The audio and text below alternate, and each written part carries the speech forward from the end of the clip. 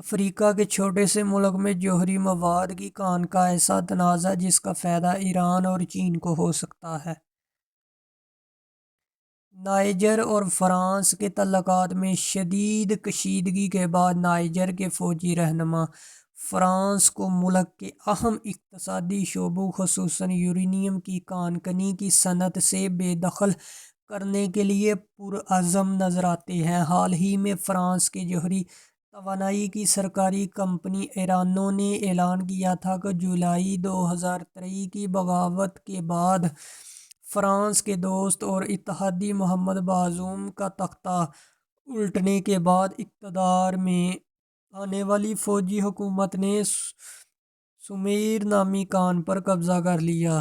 اس اقدام کے وسیع اثرات ہو سکتے ہیں۔ اگرچہ دنیا بھر میں موجود یورینیم کے ذخائر میں نائجر کا حصہ 5% سے کم بنتا ہے، لیکن سن 2022 میں وہ پورے یورپ میں جوہری پاور پلانٹس کے لیے 1/4 یورینیم فراہم کرتا تھا۔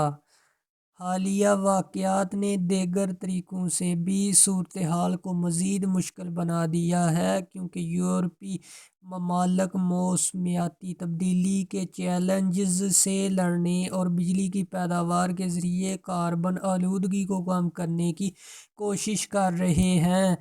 نائجر کے ایرانو کے انخلاء سے فرانسیسی صدر پر ایک اور منفی اثرات پڑے گا، جنہیں پہلے ہی کئی اندرونی بحرانوں کا سامنا ہے۔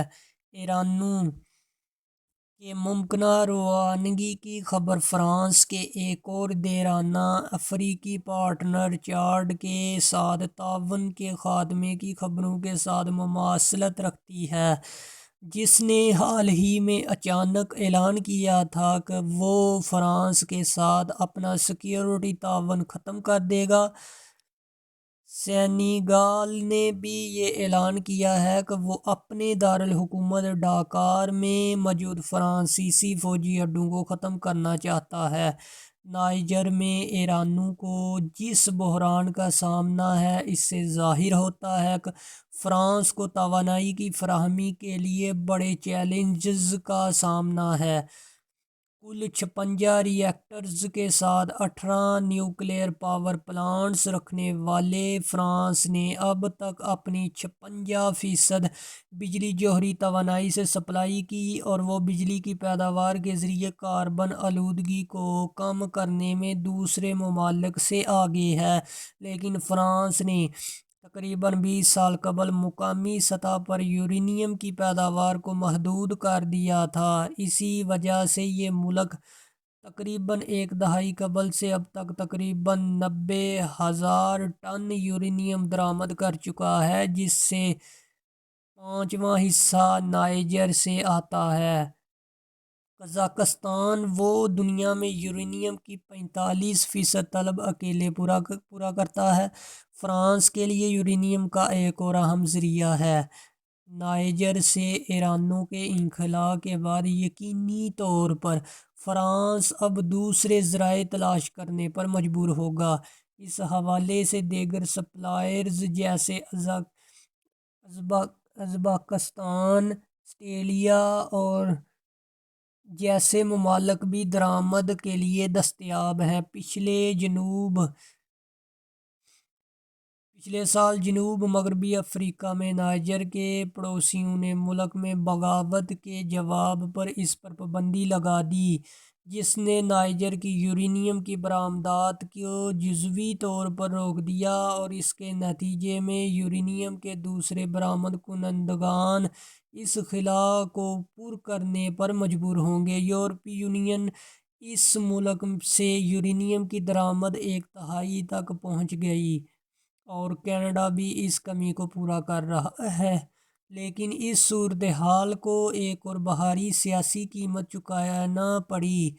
یوکرین پر حملے کے بعد روس سے یورپی یونین کی یورینیم کی درآمدات میں 70% سے زیادہ اضافہ ہوا۔ روس سن 2020 سے نائجر کے فوجی رہنماؤں جنہوں نے اقتدار سنبھالا اور نائجر کے پڑوسی ملک برکینیا فاسو اور مالی کا دوست ہے۔ روس کے ملٹری کانٹریکٹر مالی کی فوج کے ساتھ مل کر جہادی قوتوں کے ساتھ ساتھ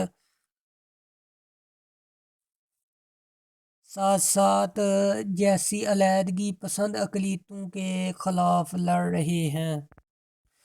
برسوں سے اس کمپنی کی سرگرمیوں یورینیم کی صنعت میں اس کے کردار نے نائجر کے لوگوں میں کافی عدم اطمینان پیدا کیا تھا۔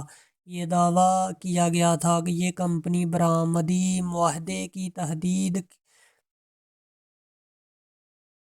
کے لیے وقتاً فوقتاً مذاکرات کے باوجود سستے داموں یورینیم خریدتی ہے۔ اگرچہ کانکنی کا عمل نائجر کی آزادی کے چند سال بعد شروع ہوا، لیکن اس عمل کو بہت سے لوگوں نے فرانسیسی نوآبادیاتی عمل کی علامات کے طور پر دیکھا۔ نائجر میں گزشتہ سال کی بغاوت کے بعد ایرانو کمپنی نے سفارتی تنازعات سے خود کو دور رکھنے کی کوشش کی اور خاموشی سے معمول کے مطابق اپنا کام جاری رکھا۔ تاہم مغربی افریقی ریاستوں کی اکنامک کمیونٹی کے بلاک کی طرف سے عائد پابندیوں نے افریقہ صحرا میں کے قریب سومیر کان سے یورینیم کی برآمد کو روک دیا۔ فروری کے آخر میں پابندیاں ہٹائے جانے کے بعد بھی افریقی ملک میں کی بندرگاہ سے یورینیم کی برآمد کا معمول کا راستہ بند رہا، کیونکہ نائجر کی نئی فوجی حکومت نے کے ساتھ جاری سیاسی تنازع کے بعد سرحد کو بند کر دیا۔ ایرانو نے یورینیم کو ہوائی جہاز کے ذریعے ملک سے باہر لے جانے کی پیشکش کی، لیکن حکومت نے اس پیشکش کو ٹھکرا دیا۔ جون میں فوجی حکومت نے ایمورین کی بڑی کان میں نئی سہولیات کی تعمیر کے لیے فرانسیسی کمپنی کے حقوق کو منسوخ کر دیا۔ یہ کان نائجر کی یورینیم کی کان کنی کی صنعت کے مستقبل اور ترقی کے لیے ایک امید تھی۔ اس وقت برآمدات کی روک تھام سے سومیر کی کان، جس میں نومبر تک $210 ملین مالیت کا 1150 ٹن یورینیم موجود ہے، کو سنگین مالیاتی بحران کے قریب پہنچا دیا۔ جب ایرانو نے ملازمین کو تنخواہ دینے کو ترجیح بناتے ہوئے مزید یورینیم کی پیداوار بند کرنے کا فیصلہ کیا تو نئی حکومت کے ساتھ اس کے تعلقات مزید کشیدہ ہوئے۔ یقیناً اس صورتحال کی باہری قیمت صرف ایرانو کو ہی نہیں چکانا پڑی، بلکہ برآمدات سے ہونے والی آمدن میں کمی اور سینکڑوں ملازمتوں کو خطرے میں ڈالنے کی وجہ سے نائجر کی پوری معیشت کو بہت زیادہ نقصان پہنچا۔ لیکن نائجر کے فوجی حکومت ایرانو کو کوئی رعایت دینے کی ضرورت محسوس نہیں کرتی، کیونکہ چینیوں کی مدد سے تعمیر کی گئی ایک نئی پائپ لائن کی بدولت اس کی تیل کی برآمدات میں اضافہ ہوا۔ نائجر کی حکومت فرانس کے ساتھ پرانی یورینیم کی کان کنی کی شراکت ختم کر کے بظاہر باہری قیمت ادا کرنے کے لیے تیار ہے۔